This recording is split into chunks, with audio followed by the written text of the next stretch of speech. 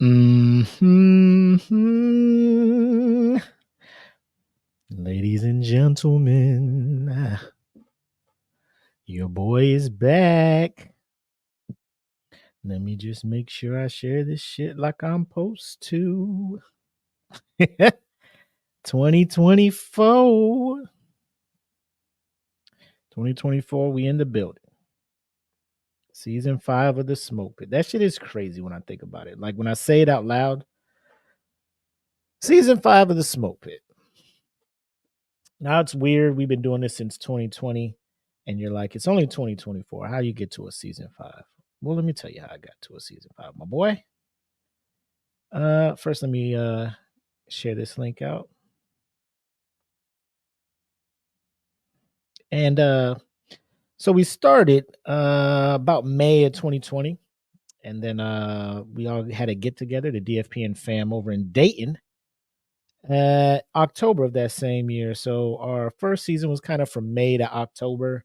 Then we started season 2. So from October, I think we tried it from like that October till the new year. Then we started a new season. So each season starts in the new year. So that's how we get 5 seasons in about 4 months or 4 years or something like that. Some change. As we start our season 5 premiere, you see it's a solo show, man. I'm rocking solo dolo. But it's all good. My man Black is traveling. He's going up to Vegas, handling some family biz. Wish him all the best. I know he wants to be here. Big show. First Friday, by the way, which is why we are not behind the Patreon paywall. We're out here with you guys.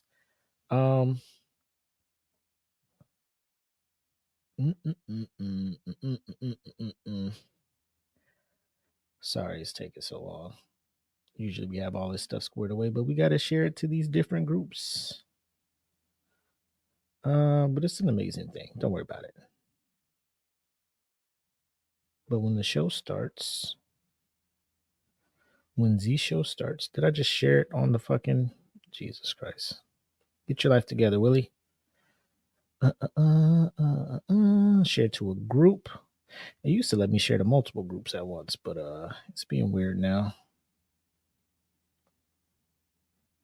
It's being weird. But it's all good, man. Share to a group. But we're going to have a good time tonight. Oh, here we go. Got it.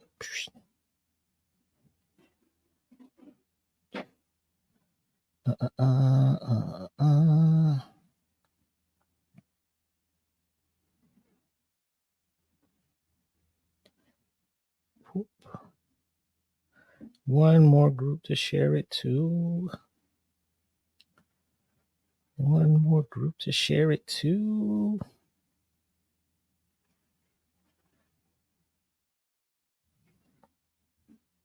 Or did I?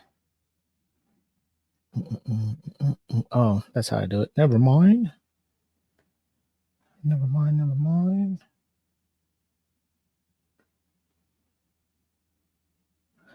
Oh, well, let me do that. Son of a bitch. It's all gravy. Anyways, ladies and gentlemen, I do not mean to hold you up. But as you can see, Solo Dolo, like I said, it's the homie Mac, a.k.a. your boy, coming at you with episode 124 of the Smoke Pitch, which just happens to be the first episode of 2024, which also happens to be season 5 premiere of the show. Looking forward to having a good time. Free Friday, so it's everywhere. The Facebook machine, the Twitch machine, and then once I pretty this video up with some after touches, some videos, some things in between, I'll present it out on the YouTube machine, all of that great stuff. So without further delay, I want to welcome you all to season 5 of the Smoke Pit, episode 124. And how about we just go ahead and start it right now?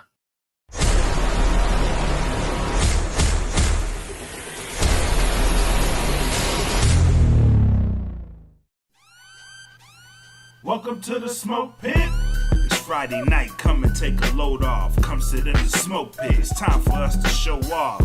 It's been a long week, come relaxing, get some laughs in, and let's talk about these brackets. And while we at it, tell me whose man's is this? Cause I got questions, I'm hoping you can answer it. Get ready, cause you know we gon' talk a lot of shit. It's Mac and Mac, welcome to the smoke pit. Yeah. Friday night. Mood is right. It is I, the homie Mac, aka your boy, coming solo, episode 124 of the Smoke Pit. Free first Friday. I keep saying free Friday. First Friday. And we're starting this thing where every first Friday of the month, we're going to bring the episode live to the Facebook, to the Twitch, and all that good stuff, not behind the Patreon paywall. So everybody else can kind of jump in. It's our give back to the community. They've done a lot for us. And we just want to make sure, get back to our roots where we just started going live on the public platform for everybody, and everybody was able to jump in and enjoy it. So we wanted to bring that back for everybody. Here we are, homie Taylor Stith in the building. What up, girl? One half of the Queens of Nerdum crew. Appreciate you jumping on, spending your Friday nights with the homies. But like we always do it this time, go ahead and have the shots. Now, this is the first shot of the year for the Smoke Pit. Might be for the network. I think this is the first episode we have done as the network. What up, Danielle? Since the new year. So I want to set us off on a good foot. On my DFPN brethren and sisters, this toast is for us. We already had our plan. We know what we're going to do this year. So let's go ahead and get after it. All the other Pitmasters watching, this is also to you. You know what it is, 2024. Make it your bitch. Here, here. Salud.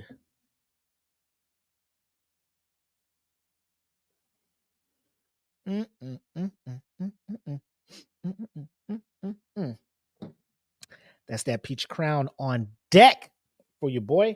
I also got water on. Actually, it's Crystal Light because, 2024, new year, new me.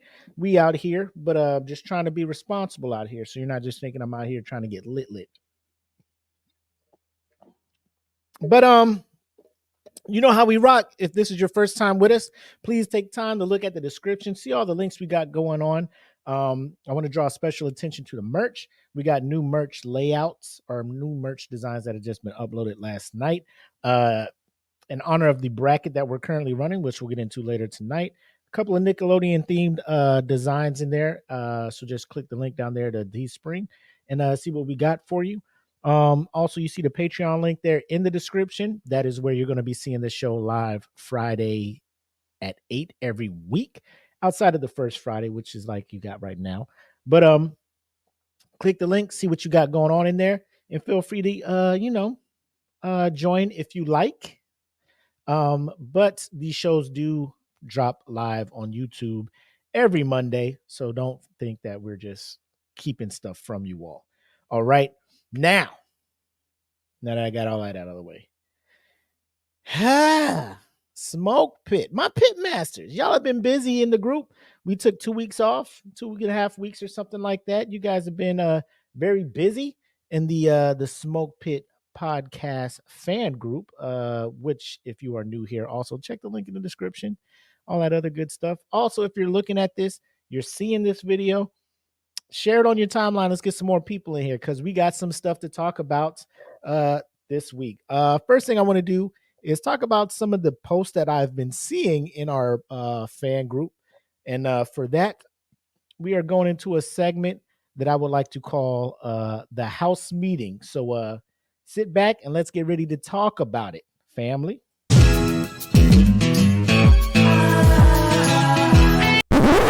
I think we need to have a house meeting, y'all.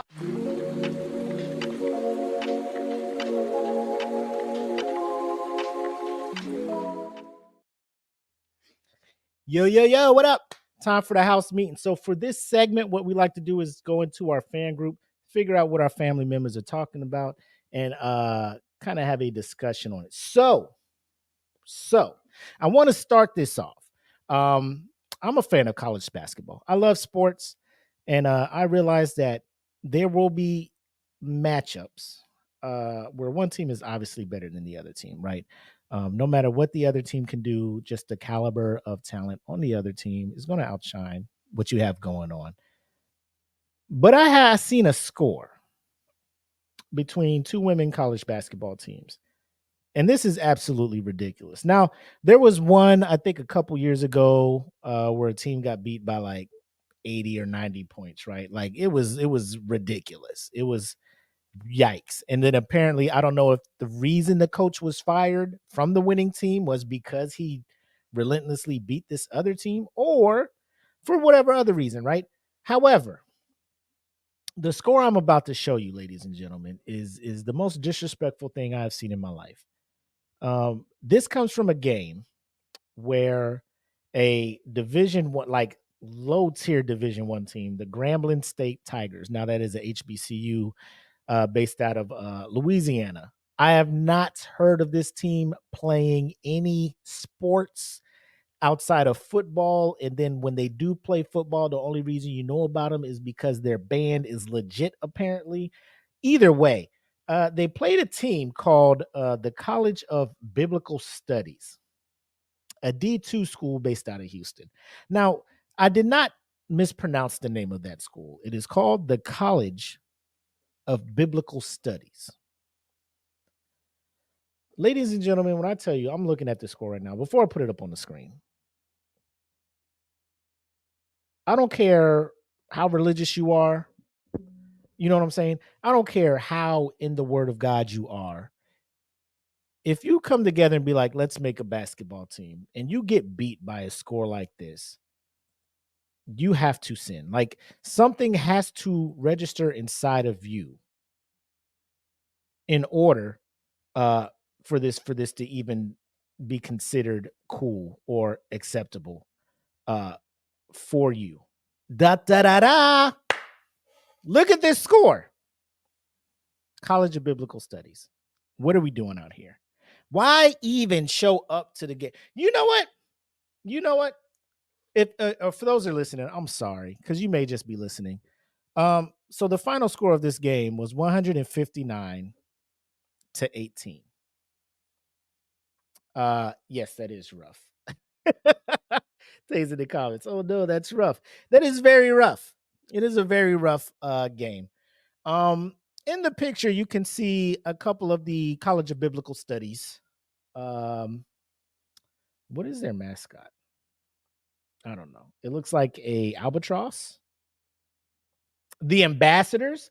So their mascot is the ambassadors. However, looking at their logo, it looks like a seagull. They're probably trying to tell people it's an eagle. It looks like an albatross or some shit. This level of beatdown, I don't know how NCAA works, but there's nothing about this game where the other team can feel any kind of positive. There's no silver lining. There's no good takeaways. The only lesson learned to take away from this is that the contributing factor is y'all should not be on a team. Because I swear to God, when you look at the records, you're looking at Grambling being 6-5, right? And then you're looking at Biblical Studies. This is apparently their first game ever in the history of this school. Congratulations on them for getting a team together. I want to say that out loud. But goddamn, this should be the only game they play in their school history. It should be the only game these women come together with the singular goal of putting a orange spear through a hoop that is also orange, located approximately 10 feet above the ground. They should not be wanting to do this ever again in their life. I got people in the comments. College of Biblical Studies got hands so they can pray more. The College of Biblical, what the fuck happened? I'm just saying, like, all right, I don't want to get religious, but we're gonna tap dance on this shit a little bit. You know what I'm saying? We're gonna tap dance around this shit.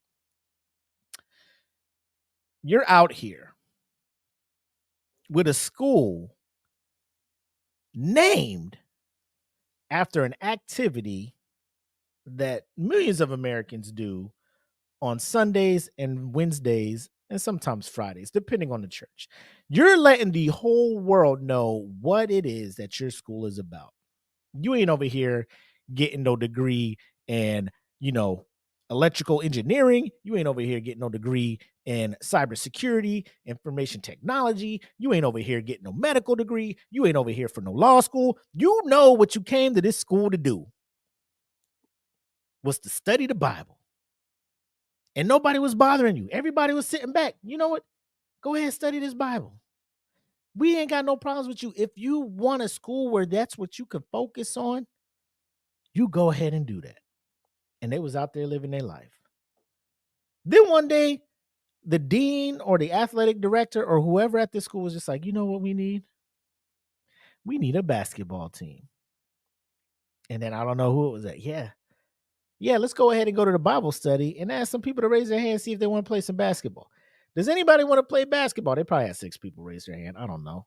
So they're like, okay, cool. In the middle of the already season that's going on. There's a season already going on, ladies and gentlemen. Because obviously Grambling is like they were 10 games in. They were sitting at 5-5. And then College of Biblical Studies came up and was like, hey, yo, Grambling, we just starting up. And we're deciding to select you for our first opponent. Now, if I was Grambling, College of you ain't got no future in this. They got stomped like they stomp on the devil. Yo, these comments, wow. They wanted a b-ball team to spread the word on how to catch hands and still say no to the devil. It is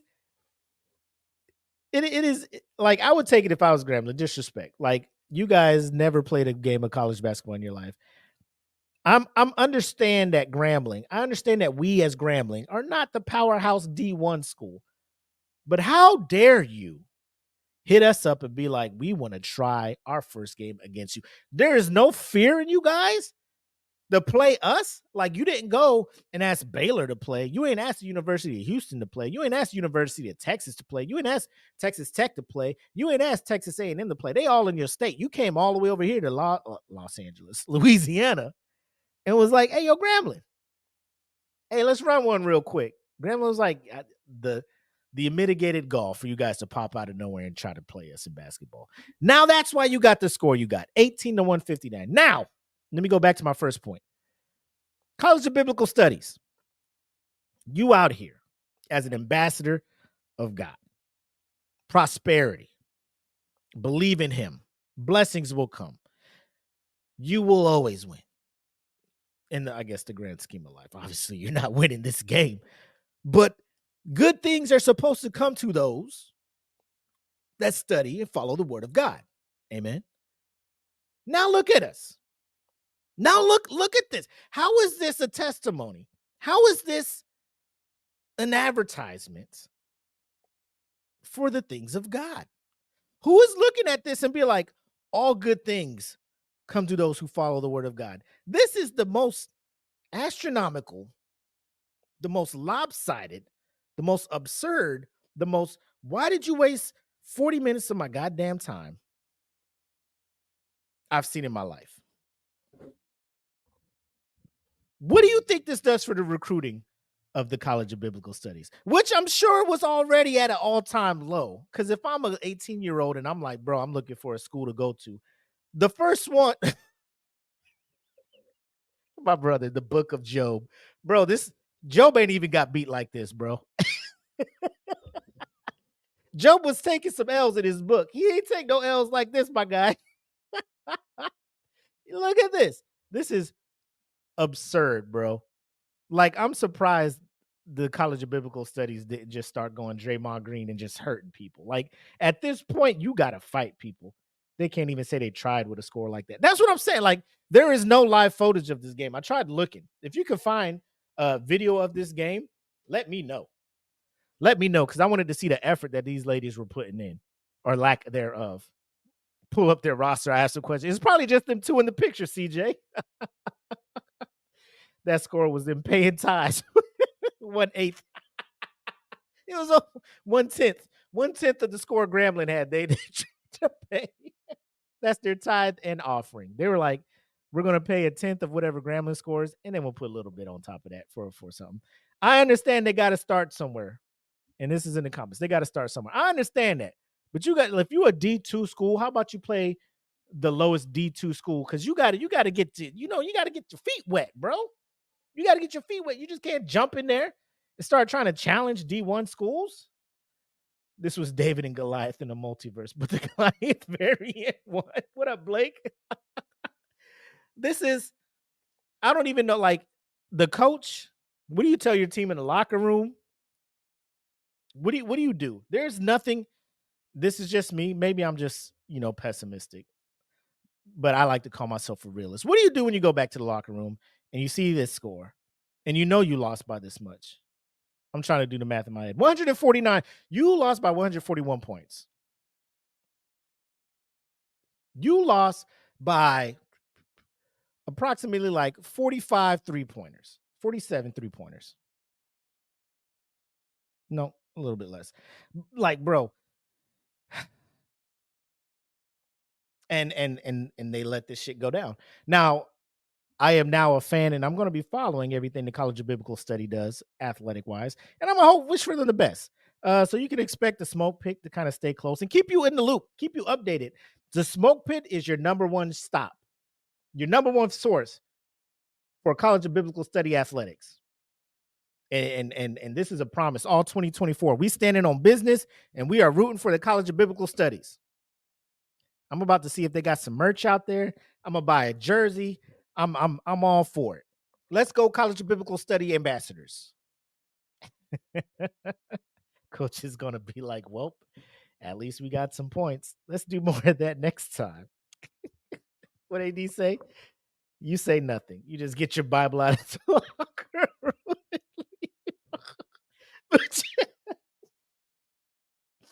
Bro, you just open the Bible and be like, Jesus wept. So do we. Get your things, ladies. Let's go. We here at the SmokePit. Yes, we are going to sit here and keep an eye on the College of Biblical Studies. And when they get their first win, we all going to celebrate with them. How about that? Oh, man. Good times. Good times. There's another thing I want to talk about that was posted in the group. Let me go ahead and remove this and get to one of the main things that has been popping off. Now, this is new to me. I found out about it and I was just like, I need to talk about this. Ladies and gentlemen, there's an epidemic going on around here. Now, a few years back, technology has blessed us with drinking vessels like a Yeti. There's other different variants that learn how to keep drinks either cold or hot over long periods of time. And everybody's been cool with it.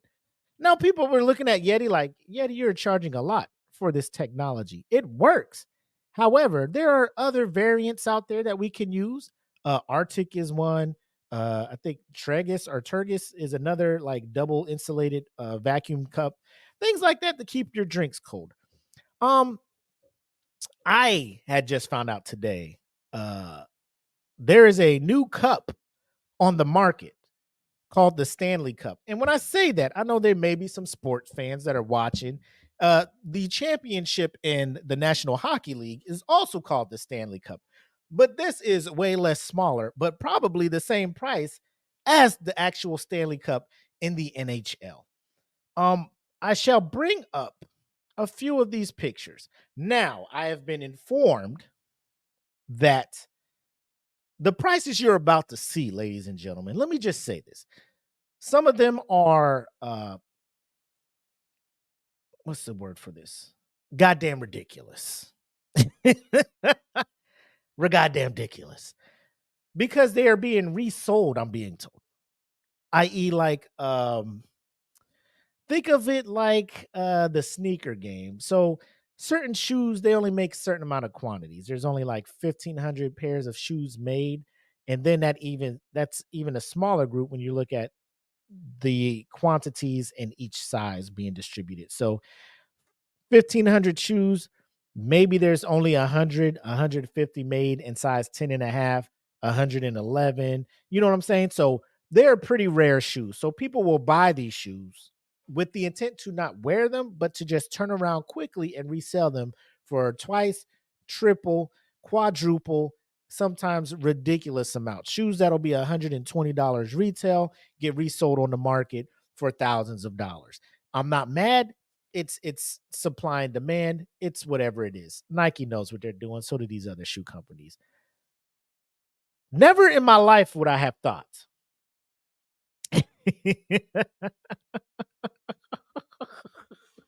Never in my life will I have thought. People are already in these comments talking about these cups. Let me bring this up. Add to the stage. Look at the price of these. A 30-ounce tumbler. 30-ounce tumbler is $700. The lowest ask, $700. 30 ounces. So this holds 30 ounces of liquid, $700. The cup next to it also holds 30 ounces of water. However, it is $84. So it must be something with the color of this cup that cost it to be $700. Now, granted, that's the lowest ask. That is the owner saying, this is what I'm willing to sell this cup for. Directly over here, the same color Stanley Cup that holds more water, 40 ounces, the person is only asking $180. And it holds 10 ounces more water. And people are just leaving. Like, this person, I get it. This person is like, fuck, let me see what woman is out here willing to pay the price for this huge ass cup. Now, again, here's me with this Yeti thing. It holds about 20 ounces, right? 20 ounces. This cost me $30. And it keeps my shit cold. Like, I could leave this here probably for 2 days, come back, this shit's still gonna be cold. $30. You know, I guess if I wanted 10 more ounces and a cool straw and for it to be a Camilla color, obviously I gotta pay $630 more, is what I'm being told by this picture.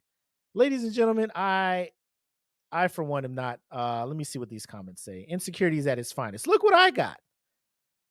People are asking why, as they should. Next picture. So Stanley Cups, obviously it's on StockX. Now, if you're unfamiliar with StockX, it's an app where people will buy, I guess, valuable, high-end market things and resell them. Like, you can buy Versace stuff on there, Supreme stuff.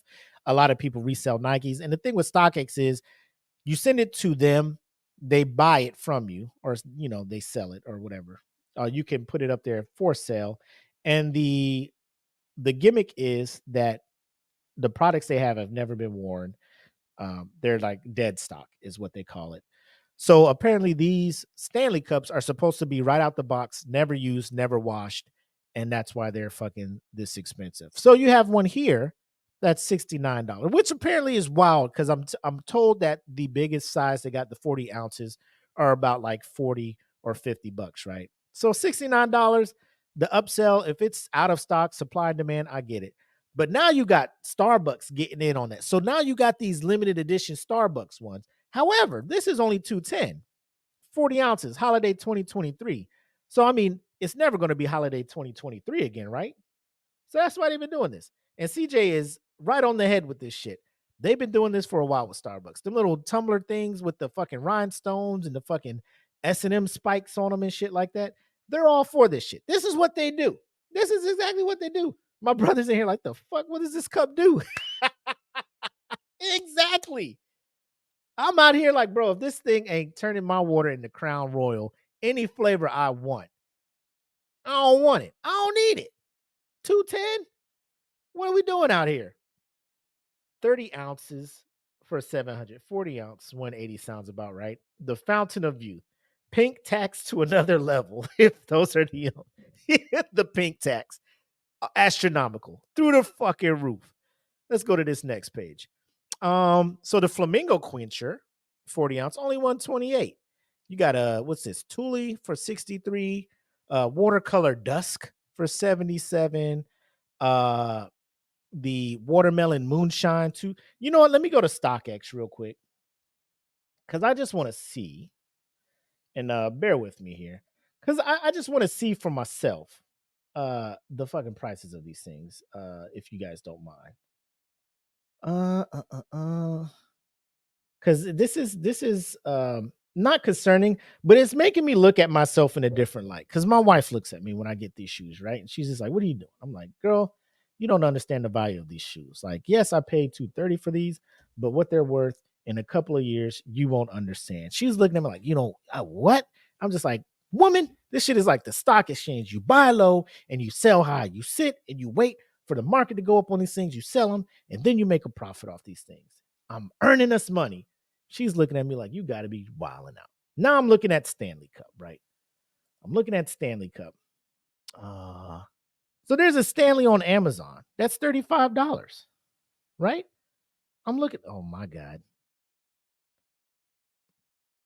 A Stanley 40 ounce for $792. What are we doing here? What are we doing here?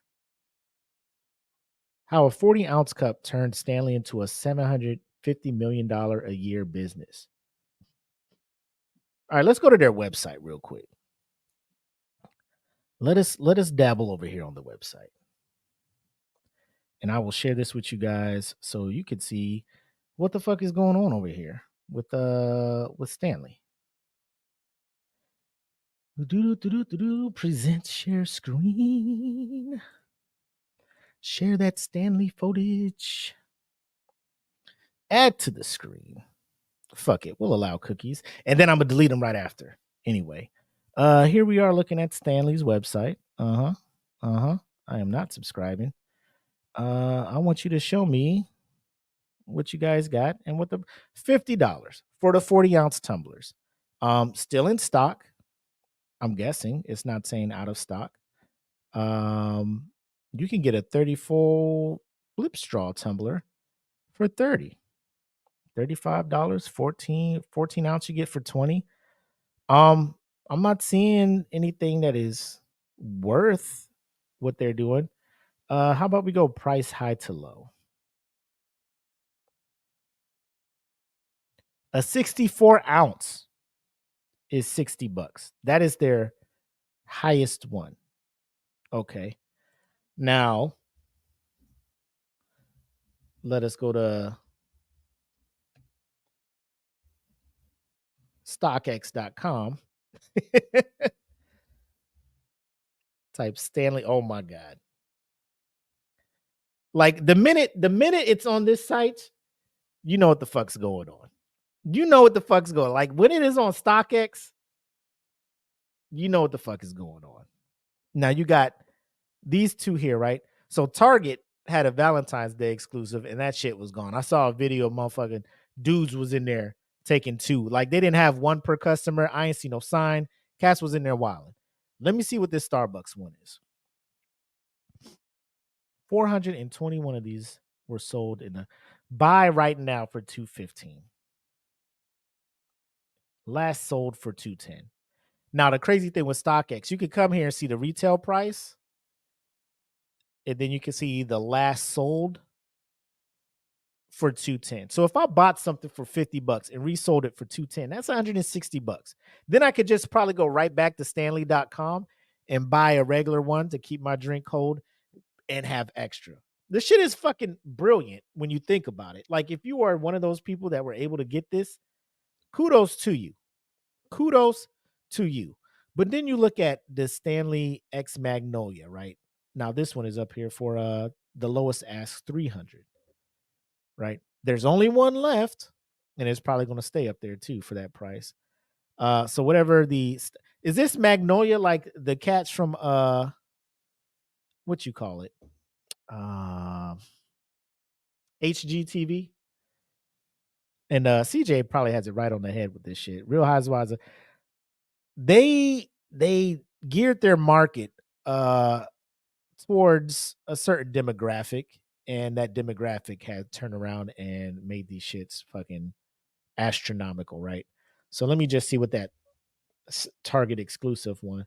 Now, I will let y'all know if I just happen to walk into my local Target and see one of these cups, I need y'all to mind y'all business, right? Mind your business and let me set my family up for financial freedom by copping one of these things. Yo, what you? Oh, this is only $84. All right, I guess the Target ones are not as in demand as the Starbucks ones. However, I digress. Whoop. So I posted this in the group and I was educated by a few. Yep. So somebody's in the comments saying $50 to $70 is already high for a cup, but the rest is just eBay pricing. Clearly you have never lost everything in a fire, and the only thing that survived was you and your Stanley Cup. Was the ice still in it? It sure was. And some people are telling me that this company has been around for a while, and their main goal was to keep food hot for workers who would work long days and so they pack their lunch in the morning and wouldn't be able to eat it till the afternoon, and it would keep the food either warm or their drinks cold, things like that. But to resell a cup for that much, the confidence and the fucking first of all, the ignorance to just be like, let me give this shit a shot. Let me just try this fucking shit out. And the reason that they continue to do it is because the price, like somebody is buying it. So that just I just thought I'd share that with you. Like Stanley Cups are really out here. Not the hockey national championship trophy, but the Yeti knockoff is really out here just setting the drinking game on fire. The Starbucks ones are the ones that set it off. Yep. You just won't walk into your local Target and see. I mean, you never know, man. Sometimes, bro, I went into Ross one time and saw a pair of Kobe. I think it was nines. They weren't in my size, obviously, but they were in my daughter's size. And I'm just like, what the fuck are these doing in here? And now, normally, shoes like that will end up in Target because, like, the stitching was messed up on one side or it's a factory defect, and then they'll send it off, whatever. But I'm just like, you never know, man. I walk into a Target, go into a Ross, and be like, oh shit, is this that Starbucks winter 2023 exclusive in Canela Pink or whatever that shit was? I just came up. We sound like we're a group that just minds their business.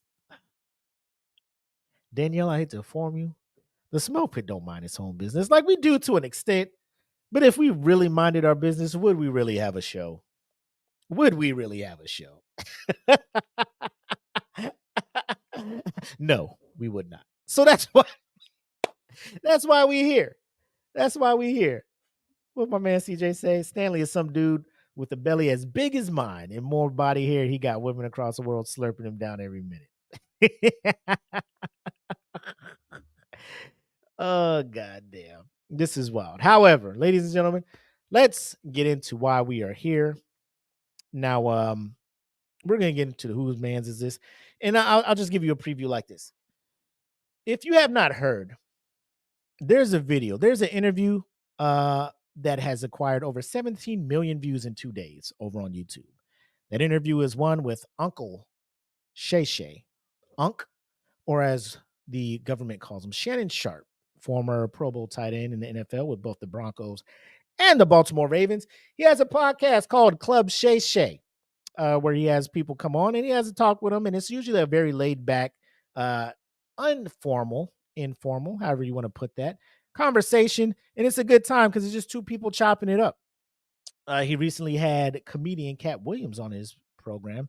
And Katt Williams was just like, in 2024, we are going to scorch earth with all kinds of confessions, if you will. So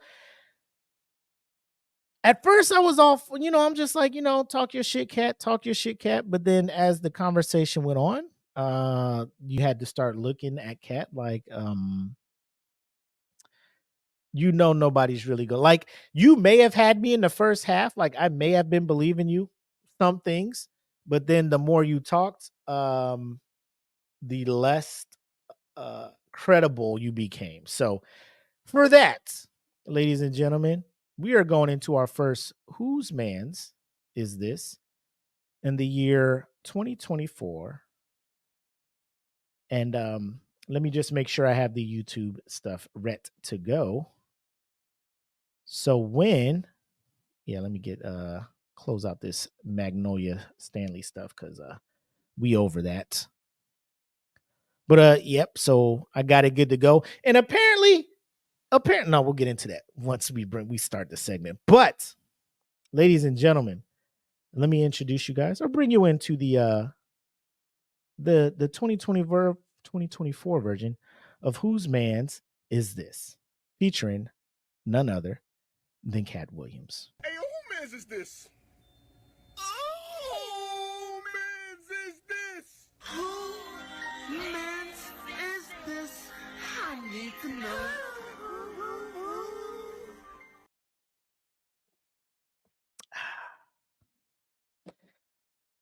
Katt Williams.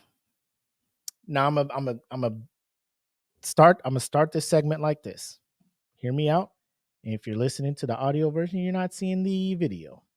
I just want you to, in your car, at your desk, wherever you're at, answer this one question for me. What is the last time, outside of this interview, if you've seen it, that you've seen Katt Williams out doing something? I'm just let that marinate. When is the last time you saw Katt Williams out here doing something? Is all I'm going to say. Now, let me just say this. Just because he's not out in front of everybody on a TV, in a movie, doing whatever, that does not mean he's not out here being successful in life. My brothers in the comments say I'm a Katt Williams fan. He's funny. But there are times I feel like he's trying too hard. But Katt is trying to stay in the light. He's mad. I understand why he's mad, but step your game up. AD says he was getting his ass beat by that kid in the biblical. Now, if he went to biblical college, he probably would have caught a win. But he got his ass beat by that teenager. Netflix, I think. So for me, I think he kind of fell out of a lot. Like when Katt stepped out, first time I was aware of him was Friday. Was it Friday After Next? I believe so. And he was playing Money Mike, and he did that was a funny character, right? That whole movie is funny, but it's not like rewatchable. Like after a while, the character kind of plays itself off because he kind of ran that character into the ground. That's just my opinion. Other people may like him. He had a couple of stand-ups, The Pimp Chronicles, hilarious, right? Probably one of the funniest stand-ups I've seen. After that, not really checking for him too much. I feel he kind of typecast himself as the pimp character. I know throughout this interview, if you haven't watched it, he talks about he's done 12-hour-long stand-ups. I know myself, I have watched 2 of them, and they were both great. I've tried to watch a third one, but could not get through it because it was like, it was on in the background. I wasn't sitting down watching it, So maybe I'm missing because I haven't watched all the rest of his stand-up specials. Maybe he has some real hilarious ones. I do know he is good at roasting people because he was on the radio show with that Wanda lady, and she tried him, and it didn't work out too well for her. And she got put in her place. But real quick, I don't want to get into it because what I want to do is really focus my Patreon only podcast for DFPN, Make It Make Sense, on the full interview, right? I'm gonna have timestamps. We're gonna talk about it, all of this other stuff. What I want to do is go into the part where he starts losing credibility. Now, in this 2-hour and 45-minute interview, at the 30-minute mark, Shannon Sharpe starts asking him about his personal life and growing up. And this is where, see, when you got to switch the screens, I'm just like, I'm looking over here because usually this is where I have my internet up at. And then here's where the StreamYard is at, right? So it makes it look like I'm looking at you. But now that shit is switched because I got to fucking do all this shit, right? It's fucking with me. But y'all know what I'm doing, right? Y'all feel me. Either way, Katt starts talking about himself and saying things that automatically make you know you're lying. Now, when you're looking at him, you're just like, is this a bit? Is this a skit? Is this a skit? Is he doing this for laughs? But his face is so serious. And Shannon Sharp, he's stuck. He like, do I laugh? Because he know Katt is lying, bro. Can we start off with how long a one-on-one interview? 2 hours and 45. It is long, but like Shannon is trying to ask questions. Katt hijacked this whole thing.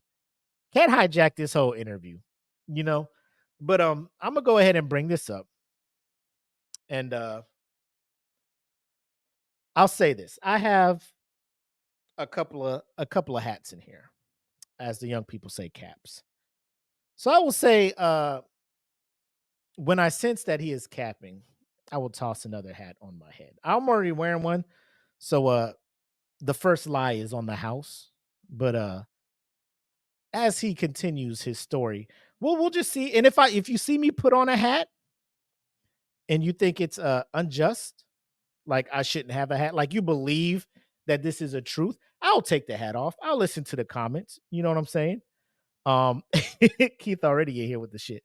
But let me go ahead and bring this up, and then we'll get into the proceedings. And y'all let me know if y'all got audio and all that stuff. It says it should be rolling for you guys, but you know how StreamYard be. I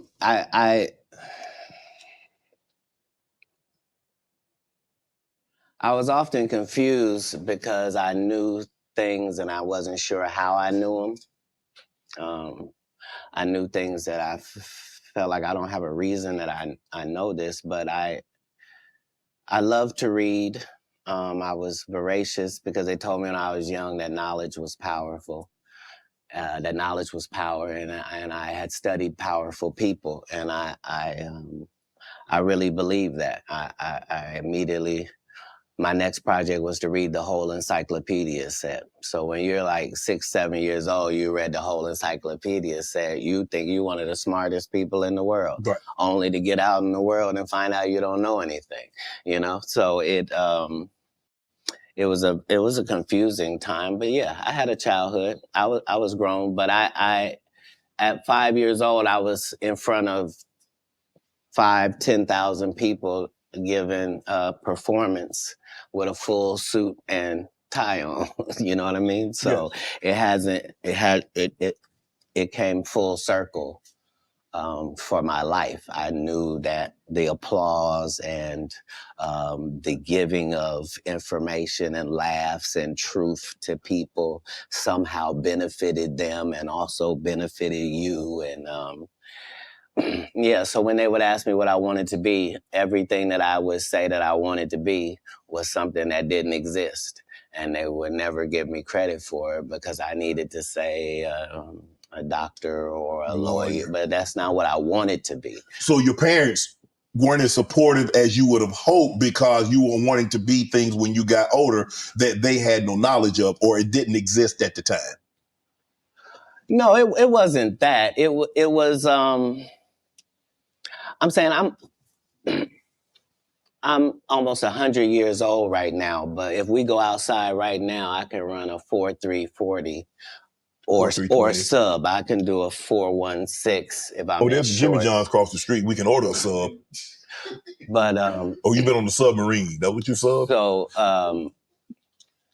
So back then it was even greater. So you got this guy that all the coaches want to play. Man, Katt, don't do that. Hold on, because I'm 5'5" in the 5th grade. I've been this high my whole life. Like there was a portion of school where I was one of the big dudes. Like as soon as everybody caught their growth spurt, I was out of there. But I'm saying I was a competitive individual. My father was an athlete. I can see that. Like no, I've been 145 pounds my whole career. That's why I never bothered when they said, your Katt's on drugs. I knew, how you gonna prove that?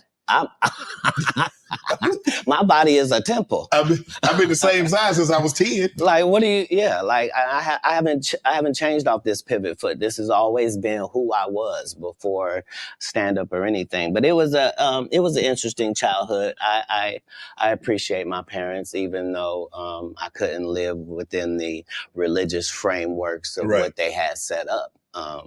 But that was more not wanting to live a double life and not want to embarrass my family. You know what I mean? Because I read where a form of punishment for you is that they would take books because you mentioned you were such a voracious reader. And a form of punishment was when they would take the books for them because you could read fluently. You told me how at like 3 or 4 years old, you could read, not just a little child's book, but you could read.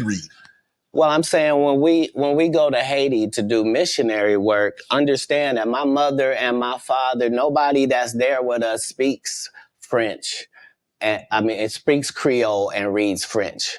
So I'm in charge of everything from the housing to the cars to the gardener. Like I'm saying, so I'm not just reading, I'm reading in multiple languages. Like how old are you? I'm probably reading 3,000 books a year.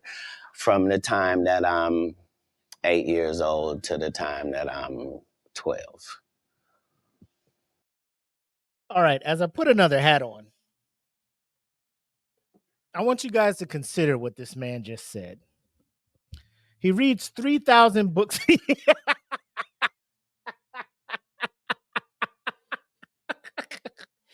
Taylor, you beat me to it. The man reads 3,000 books a year. There is 365 days in a year.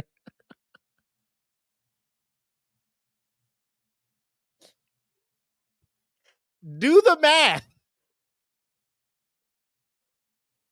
Do the math.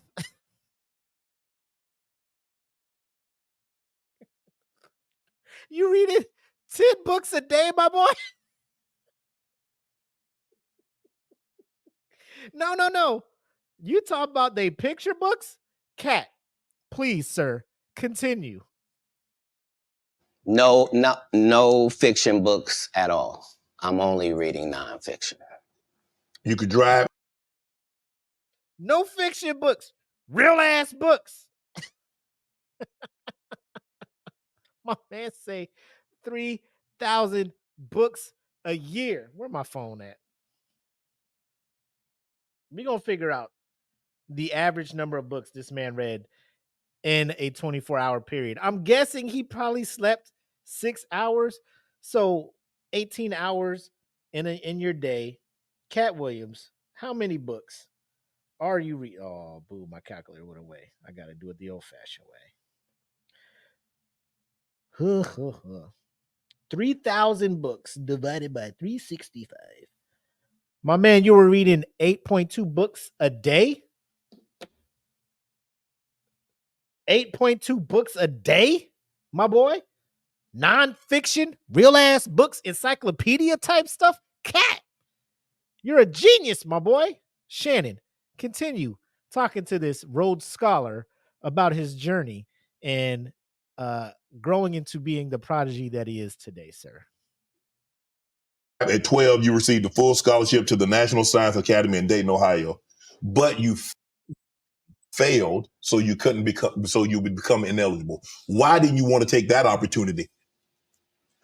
I didn't see it as an opportunity. When I got in there, all the students were wearing lab coats, and it seemed very confined and restricted, and nobody seemed like they were having fun. It just seemed like everybody was smart. I didn't want that. That wasn't what I was signing up for at all. And plus, I thought that Jesus was my big homie. So you know how you get a story about a dude joined the gang and you get a big homie, right? Like at this particular point in my life, my thought is that the Bible is the greatest book that's ever been written. Okay. That it houses the truth, and that it gives you this story of Jesus, and that I'm supposed to be like him. Okay. So it's already in my head that as soon as I get 13, I'm leaving.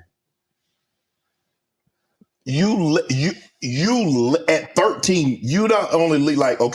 Do you see how it's hard for Shannon Sharpe to like register this in his mind.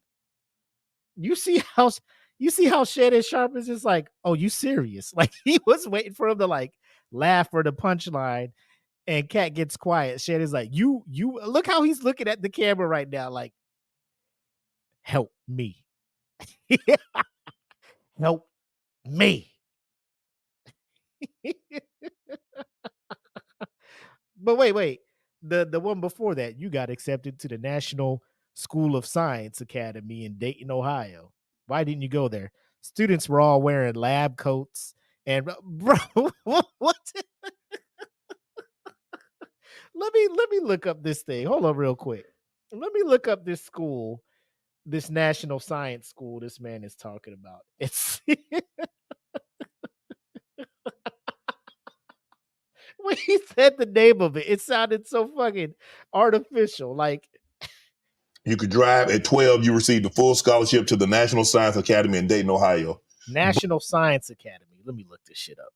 12 seconds later. Now, hear me out, ladies and gentlemen. What would you say if I told you that there is no National Science Academy in Dayton?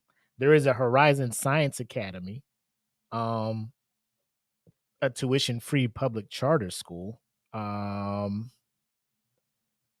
and that's the only one down there. Now, let me see if the kids here are wearing lab coats. They are absolutely not wearing lab coats all over the place. I feel like I didn't have to fact check that, but I did it anyway to prove a point. You know what I'm saying? And I'm running out of caps here, but there's another part that I want you guys to hear. I think it's way later. You at 13, you not only like, okay, mom, I'm moving out.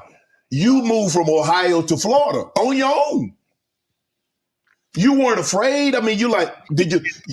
Hold on. Did you not have it? So what were you going to do when you got to Florida? Don't say I wasn't afraid. There's no such thing as a human being of not being afraid. Okay. There are certain human beings that understand that being afraid in no way stops you from doing what you got to do. Okay. So I was afraid, but I couldn't be that afraid because I knew what had happened with Jesus. I knew how it worked out. I knew that I wasn't in the wrong with how I was feeling, and I knew that I didn't have any bad intentions in it. Right. So I trusted God that it would work out. Why Florida? Because if you're raised in Ohio, the one thing on your list is, I'm going to get away from snow, and I'm going to get as far. I want to go. Tell me the place. I literally went to a truck stop, and I asked all the truck drivers where they was going.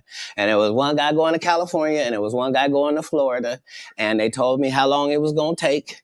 And so that's why I ended up in Miami, because... How'd you get there? You caught a bus? No, I just told you. I was at the truck stop. So you hitchhiked? I didn't hitchhike. I got in the back of the dude's 18-wheeler, me and my Rottweiler puppy and my suitcase. Yeah, because I was... Well, I ran out of all my caps, ladies and gentlemen. So that concludes our cap or not portion. I don't even know what to say. Here's my thing. He's take all these damn hats off, man. Head heavy as fuck, man. Is this how I feel when people put weave in their shit? God damn. God damn. Shit.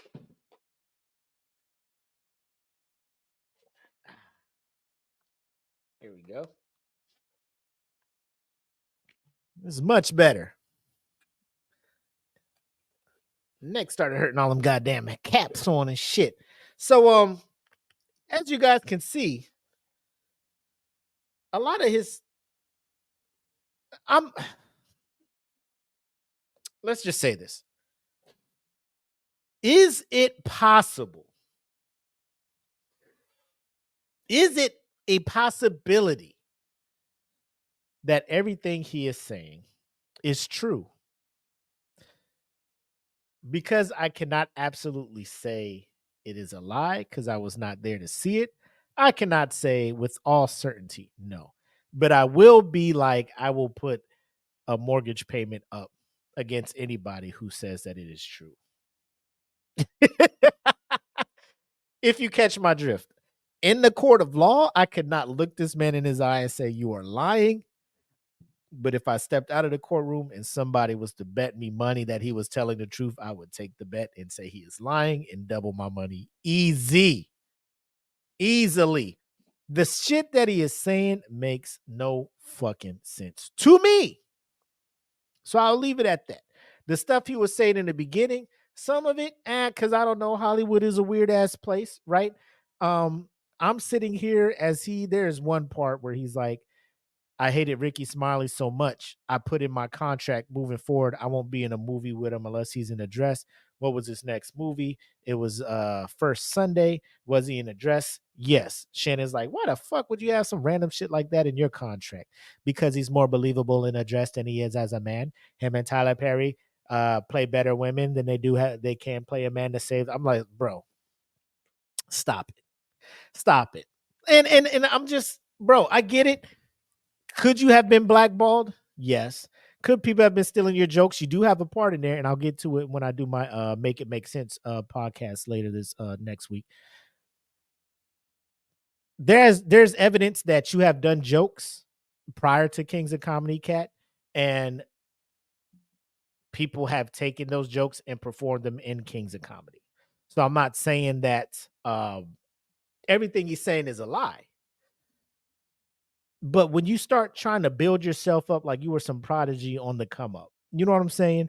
Making yourself seem like you're some anomaly, which, bro, some people are put on this earth to be super special. Michael Jordan, LeBron James, Tom Brady, like just very special.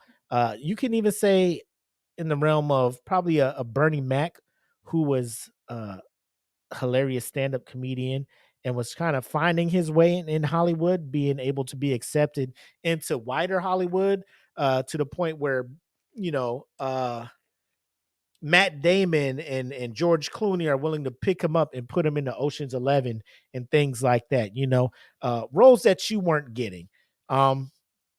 This man does say he's been in over 60 movies and to check his IMDb. So I'm going to go ahead and do that real quick. And, you know, I'm not going to do it in front of you guys, you know, because I'm a very, you know, I know this man has some kind of pride and shit. So, you know, let me just go ahead and IMDb this shit. And search Katt Williams.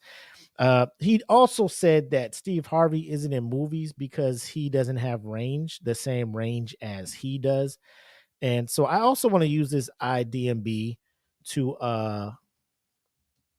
see the range that Katt Williams has in all of his roles, if you will. I'm not doing this to be petty. All right. I'm not doing this to be petty. Look at you guys.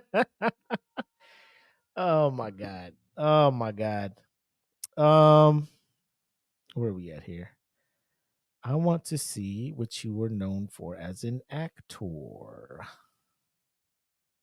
Not a writer or a producer. Just let me see what you were acting in. So he was in Atlanta for 2 episodes. So if he's claiming that's a thing, and he played a homeless person, he called it a helpless vagabond. He was in For the Love of Money, which is rated 4.3. He played a character called Pastor G. He was in The House Next Door, Meet the Blacks in 2021 as Dr. Mamuwalde. 4.0.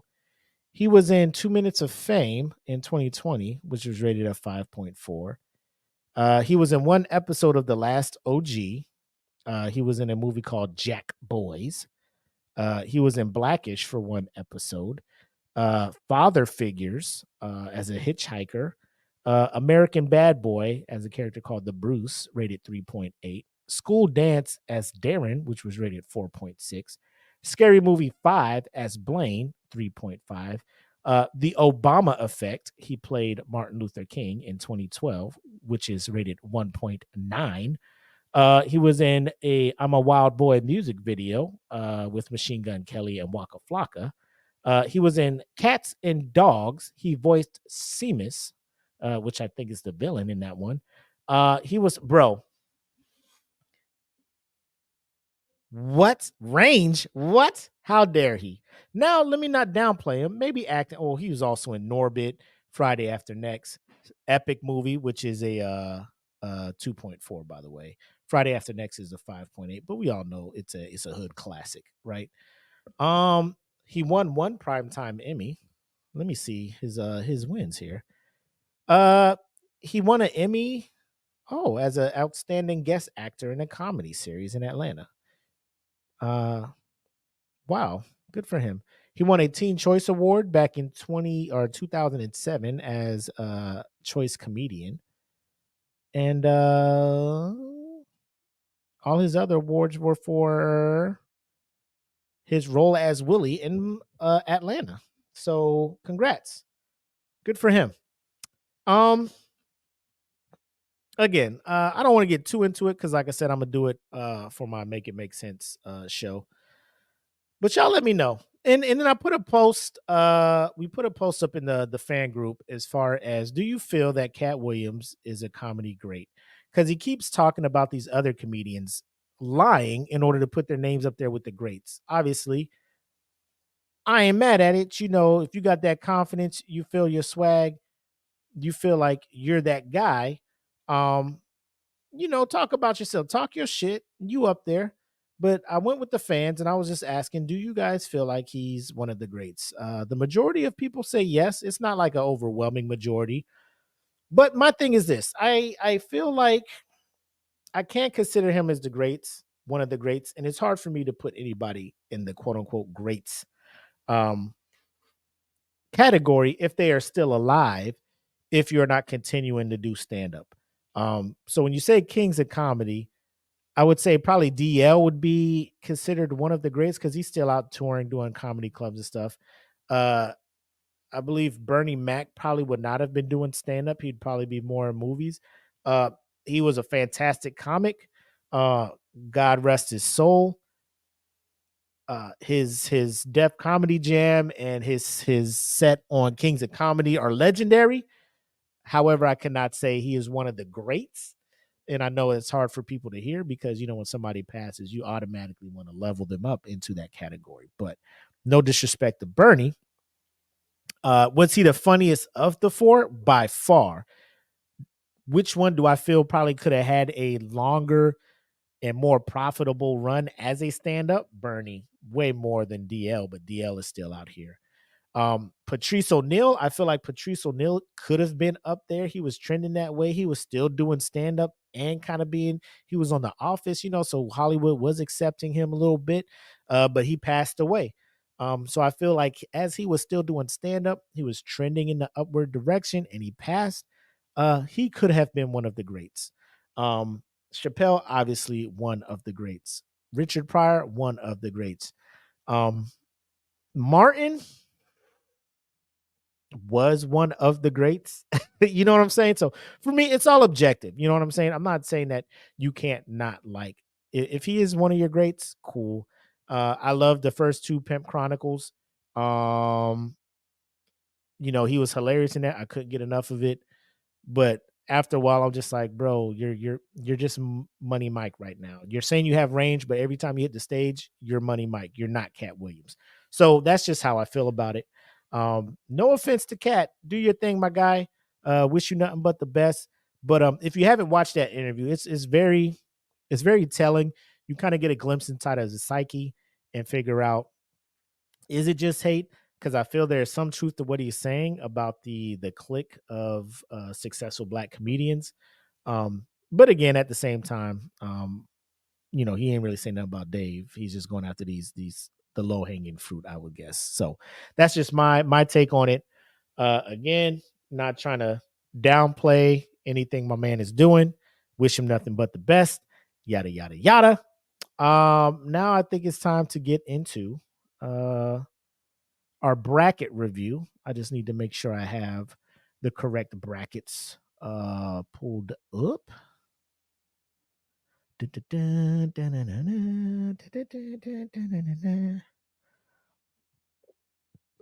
And let me tell you, I'm sure you guys know what the bracket is by now. This playing bracket, this playing round, I'm not really too worried about it. But this round, this is when feelings are going to come involved, and I will start judging people hella hard based on what the fuck it is you choose. Now, without further ado, it is time for the Smoke Pit bracket review or bracket update. So let's get into it.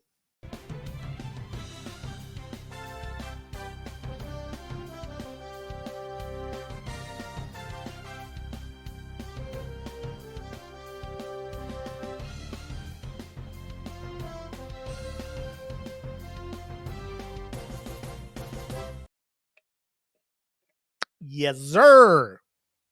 Ladies and gentlemen, bracket update. So this year, we're kicking it off.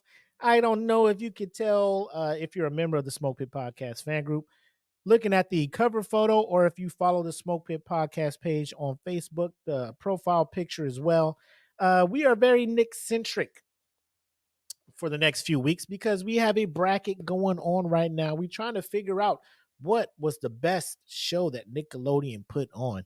Now, we went as far back as like the 80s with the Nick Jr. shows. We talk about Pinwheel. We talk about Eureka's Castle. And we're all the way as forward up now is the SpongeBob, the Rise of the Teenage Mutant Ninja Turtles. We talk about Nick Jr. shows with Dora. We talking about the Thundermans, these new sitcoms they got going on. So it's a wide range of shows because we have a wide range of ages that are part of the Pitmaster family over in the fan group. So first of all, thank you guys for doing that. Second of all, let's kind of run through these reviews real quick. Bring up this screen. So we're going to look at bracket numero uno. So over here on the right, or actually the left, if you will, are play-in rounds, right? So these are the teams or these are the shows that are trying to get in there and get with the heavy hitters. Now, these were all ranked according to the IDMB ratings. Trying to go back and forth between Rotten Tomatoes and IDMB. I think IDMB is a little bit more realistic as far as that goes. But of course, you're going to have your favorite shows that critics and those raters over there on IDMB or IMDb don't really mess with. So looking over here, we got Think Fast, which was a Nickelodeon game show going up against Cat Dog. Me personally, I wasn't a fan of Cat Dog. It was one of those cartoons where I'm just like, there's no real rhyme or reason to this. It's just some weird ass character that's out here, right? The group wanted Cat Dog to move on, so it did. We moved on to Gullah Gullah Island and Fanboy and Chum Chum. Gullah Gullah Island is going on to the next round, going up against Welcome Freshmen. Just to let you know, Cat Dog has the honor of going up against the number one rated show Nickelodeon's ever put on its airwaves, Avatar: The Last Airbender. Am I smelling an upset? Not really. Not really. If that does happen, will I have to question the existence of the Smoke Pit Podcast fan group? 100%. So again, we'll just play it by ear and see what happens. So again, we got My Life as a Teenage Robot losing to Rise of the Teenage Mutant Ninja Turtles. So the next round matchup is the number 16 seed, the game show Finders Keepers, up against Rise of the TMNT. We had the Backyardigans and their underrated bops beat out the Thundermans. They'll be going up against Drake and Josh. They are the 17th seed. Blues Clues beat out Little Bill. I saw some people vote for Little Bill, even though they knew what Big Bill did. That's cool. But as a kid, you didn't know at the time. So, you let it ride. You let it ride. So that'll be going up again. Blues Clues will be going up against the number 8 seed, Are You Afraid of the Dark? So be prepared for that. Hey Dude beat out the Haunted Hathaways. They'll be going up against 25 seed Roundhouse, which was All That Before All That. Zoe 101 beat out the Brothers Garcia. They'll be going up against the 9 seed Legends of the Hidden Temple. And the temple guards that would scare the shit out of kids when they be running through. That was the best part of Legends of the Hidden Temple. It's like, you're just like, oh man, she about to get shook. She only got half pinned in life too. She about to be out of there. Anyway, we had Ni Hao, Kai Lan beat out Tina Tana? I don't know. I thought it was Tania, but I re-looked and the spelling is the right way. Taina. Anyway, it lost, so who cares, right? Ni Hao Kailan is going up against Nickelodeon Guts, and Nickelodeon Guts is one of my favorite shows that Nickelodeon ever did in its life.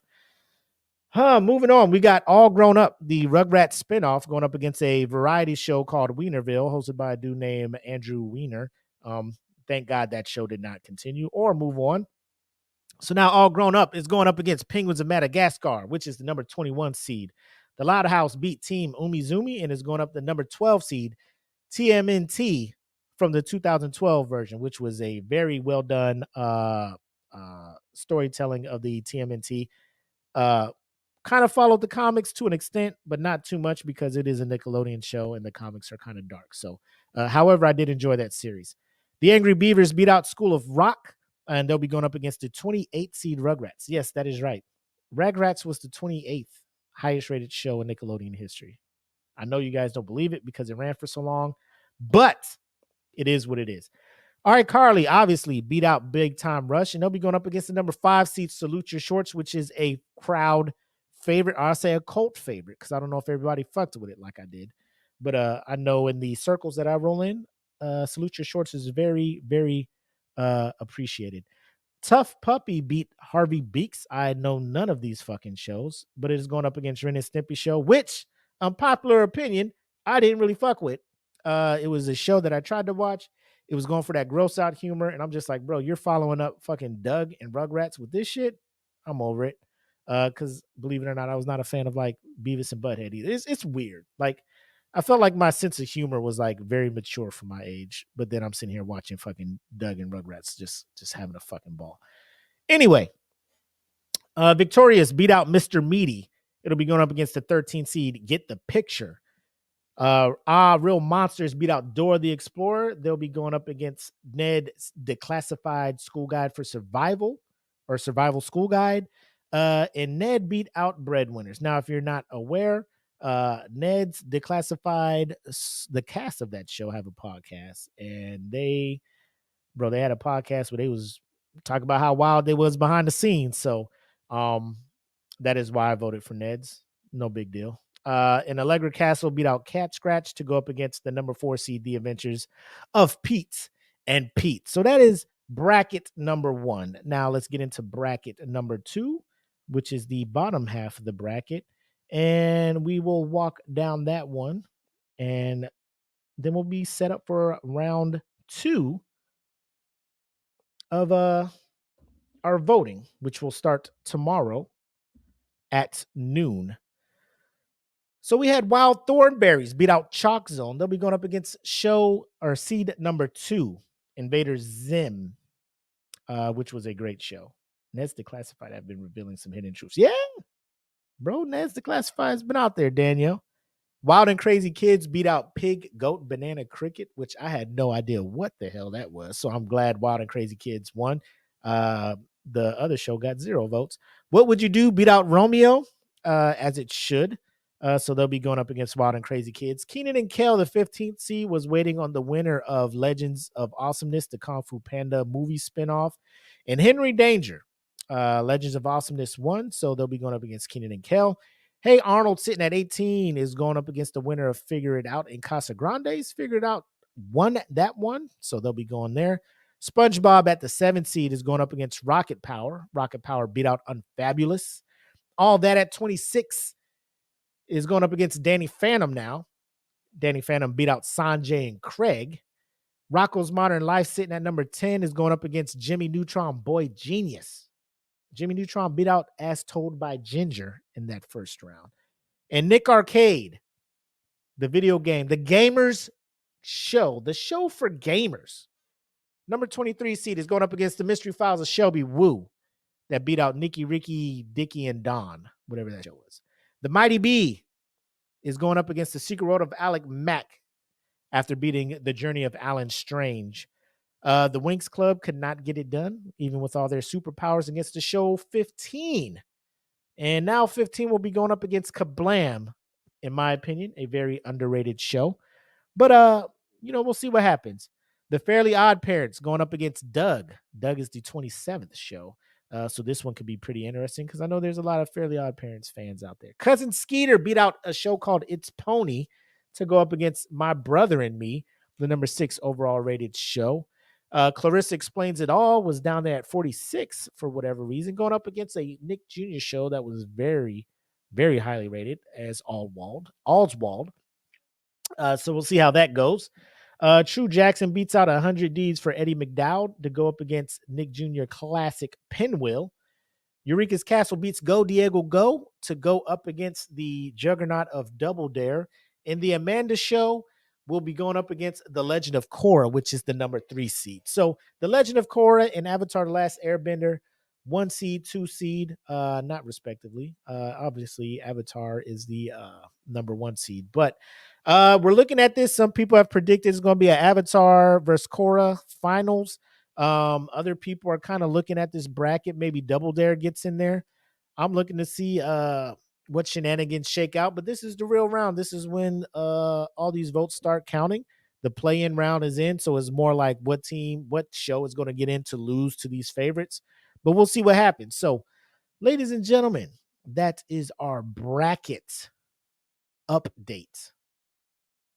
So like I said, voting will take place starting tomorrow at noon. The bracket should be up. This is a sneak peek of it. So kind of think about what your votes are going to be. Obviously, I know what mine are going to be.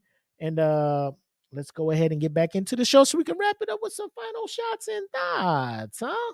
It's getting late. Your boy got things to do out here, you know?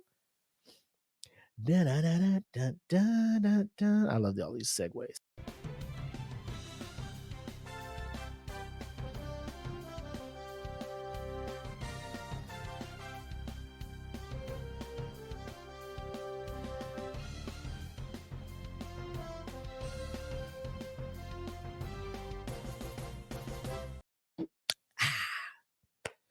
So, final shots and thoughts, ladies and gentlemen. I just want to say thanks for rocking with your boy. These shows are always tough going solo. I think going the first Friday, having all the comments, having all the viewers, makes the show easier for me because it's like I have a co-host being you guys. You see that? And I appreciate it 100%. You guys make this a joy to do. I look forward to it every week. And this week was no different. When it comes to the final shots and thoughts, I want to say if you're not a member of the Patreon, like I said, look in the description. The link is in there. Lowest $3 a month, you can get in there. You get to the $10, $15, $20 tier. You're able to tap into the live stream every Friday. As soon as the live stream is done, obviously we put it up for the rest of the Patreon. So you will get the show 2 days earlier than it would be if you waited for it to come out on YouTube. I want to say tomorrow we do have some shows planned for you, or one show. The Queens of Nerdom, our very own Tay and Jen, they will be doing a season 2 wrap up of What If. All episodes are out on Disney Plus right now if you don't have it. If you have not seen it, kind of avoid it until you do see it, because they will be, I don't want to say deep diving, but giving a nice critique of each episode and probably diving into some of their fan theories and what they think is coming up next. So the Queens of Nerdom have been rocking with us. This will be their first episode of 2024. Can't wait to see it. I know they're going to kill it. I will be on the road headed up to Fredericksburg, and I cannot wait to check out and get their thoughts. If you are a Patreon member, you saw the DFPN Weekly, and you know that Black Mac was supposed to be joining them to give his thoughts too, but like we stated earlier, he is on the road. But I know Jen and Tay will do the damn thing. And Danielle, look, she go QON. Exactly. Danielle knows what's up. So get like Danielle and get on the train with the rest of us, the bandwagon, and check in. I think it'll be going on at 8 Eastern. Question mark. There is an event on their page. So if you're not following their page, just search Queens of Nerdom. Go over there. Click the button, join the group, answer a couple questions, and as long as you answer the questions, we would have no problem bringing you into the group. Now, if you get in and start acting like an ass, you're going to be out the group. That's not my decision. That's theirs. That's their group. That's their world. I just live in it. I'm just happy to be a part of their community. But please check them out. As stated, I got a Patreon exclusive show. It used to be, if you really been rocking with DFPN for a while, I had a podcast. It was just a solo show called I Said What I Said, Don't At Me.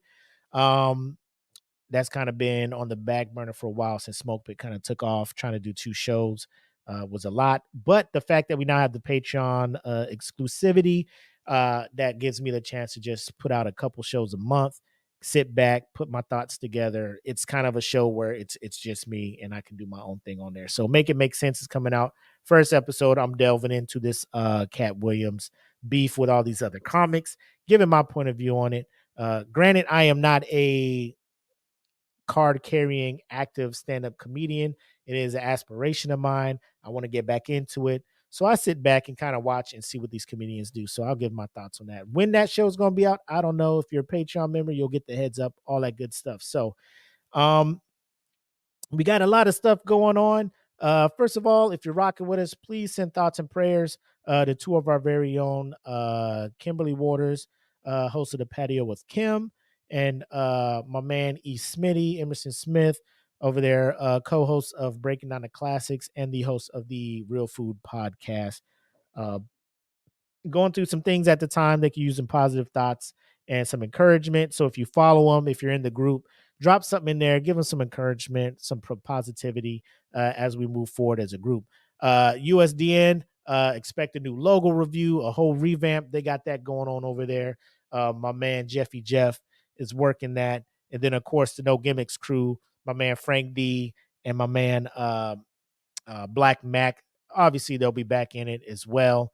So we got a lot of things cooking over here on DFPN. We're just going to keep our head down, pushing forward, continue to collaborate, and kind of just giving the audience what they want. So if there's something that you want to see that we can provide, make sure you let us know. All that good stuff. But outside of that, Patreon members, like I said, the new merch is dropped in Teespring.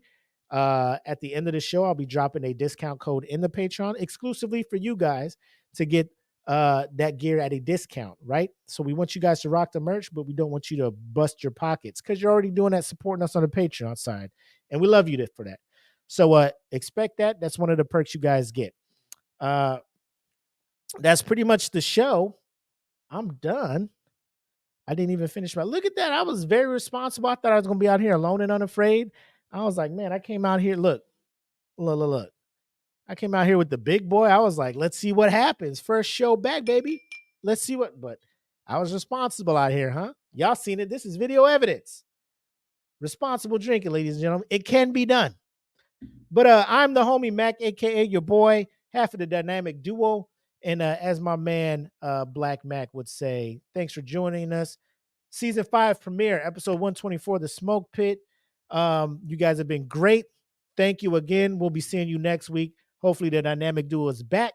But until then, as the homie Black would say, have love, make sex, peace. Welcome to the Smoke Pit. It's Friday night, come and take a load off. Come sit in the Smoke Pit, it's time for us to show off. It's been a long week, come relaxing, get some laughs in, and let's talk about these brackets. And while we at it, tell me whose man's is this? Cause I got questions, I'm hoping you can answer it. Get ready, cause you know we gon' talk a lot of shit. It's Mac and Mac, welcome to the Smoke Pit.